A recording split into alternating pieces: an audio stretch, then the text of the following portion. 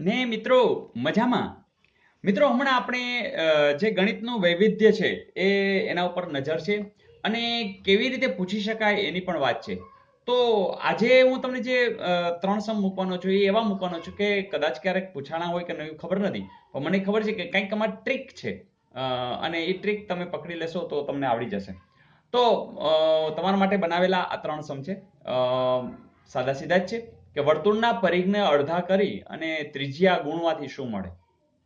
તો video stop કરો અને ટ્રાય કરો. Okay fine. તમે જાણો છો મિત્રો કે જ્યારે વર્તુળ હોય એને આ જે કિનારી છે એને આપણે પરિઘ બોલીએ છીએ.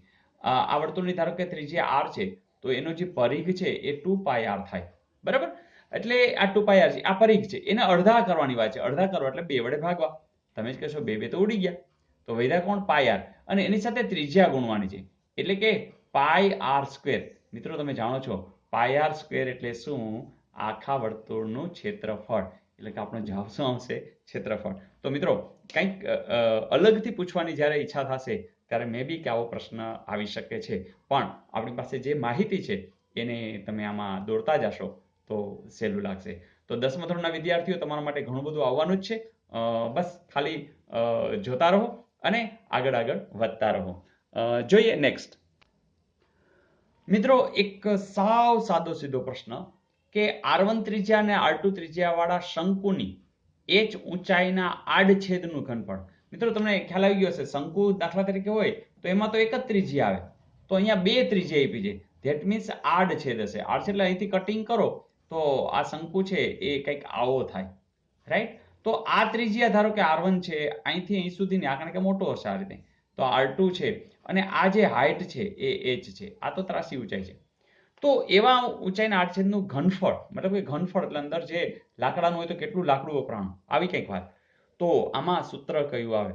મિત્રો હવે આમાં કાંઈ ધાપા મારી ન શકાય, આમાં બીજી ટેકનિક ન હોય, માત્ર તમને ખબર હોવી જોઈએ કે આ શું આવે.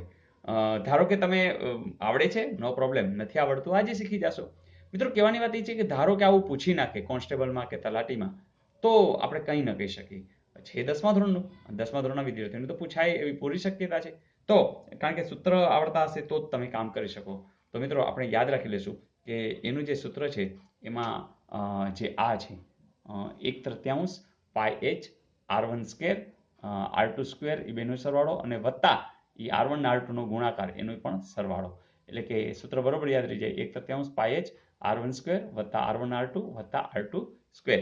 તો આ સૂત્ર છે એના ઘનફળનું છે. તો મિત્રો આવા ઘણા બધા સૂત્રો આવે છે, પણ આ એક વખત આજે જ યાદ રાખી લેજો, આવું પૂછી શકાય છે. જોઈએ નેક્સ્ટ.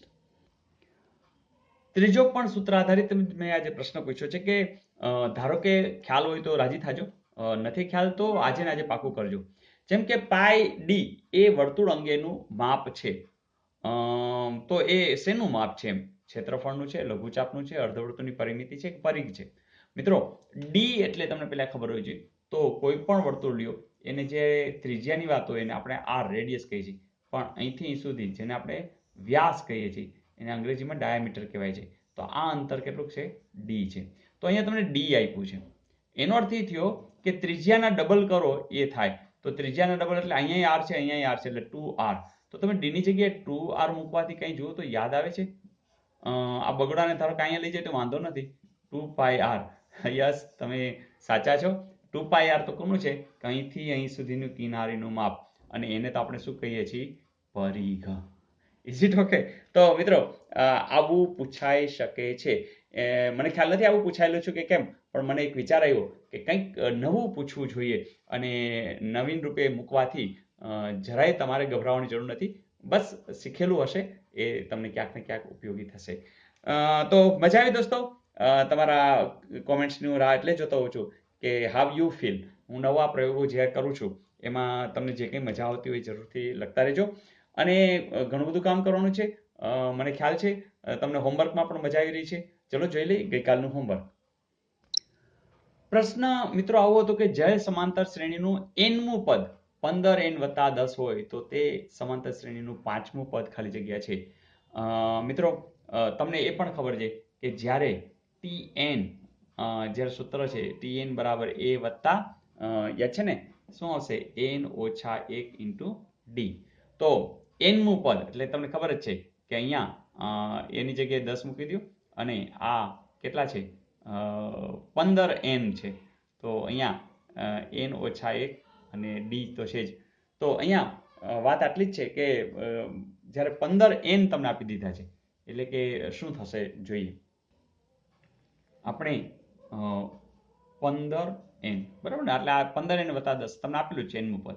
તો મિત્રો આની કઈ જરૂર પડતી નથી, ખાલી આ સૂત્ર તરીકે હતું પણ આ જગ્યાએ તમને આટલું બધું આપ્યું છે. તો હવે પાંચમું પદ શોધવાનું છે.